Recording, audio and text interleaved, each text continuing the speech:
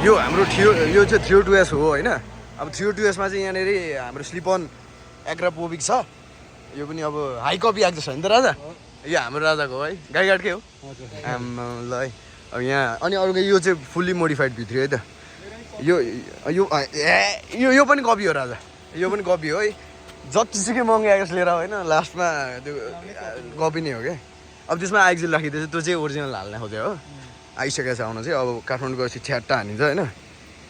Original भन्छ त्यो पनि खोइ ठया त होला नि यार। चाइनाबाट हो मगाउने। यो के जाति अरे यो ए भित्रीको सुनिदिउँ न सुरुमा।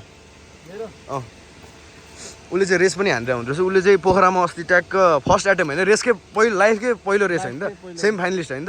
अनि त्यो भएपछि के चाहियो अरू ल आइडलिङ एकछिन आइडलिङ के छोडिदेऊ त्यतिकै ल आइडलिङमा है। आइडलिङमा यस्तो आइरहेछ है मिठो आइरहेछ। अब बटार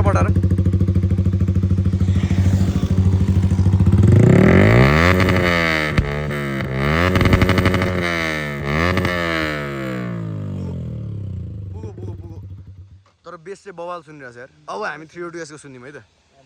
अब 302S को सुनौँ इनलाइन ट्विन इन्जिन। यो चाहिँ सुहाँ गरेर यो चाहिँ अर्ना होइन। यसलाई चाहिँ उयो भन्दा हुन्छ के अरे यसलाई भैँसी भन्दा हुन्छ यो राँगो। अनि त्यसको के भन्छ बाछीले पाहाड हो ल।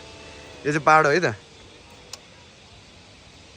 यसलाई पहिला न्युट्रलै छ न्युट्रलमा राखेर ल अब यसको सुरुमा आइडलिङ सुनिदिउँ। ओ जाँठा झन्डै लडिने यार ट्वार्र गर्छ क्या। आइडलिङमा चाहिँ यसरी ट्वार्र गर्छ होइन। बटारौँ त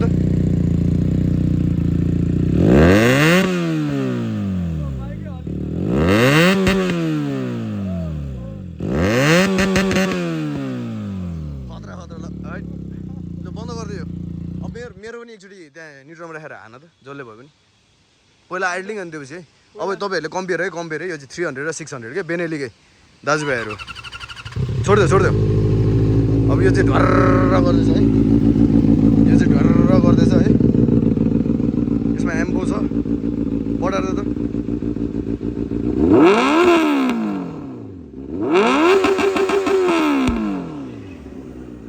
राम फेरि यो कति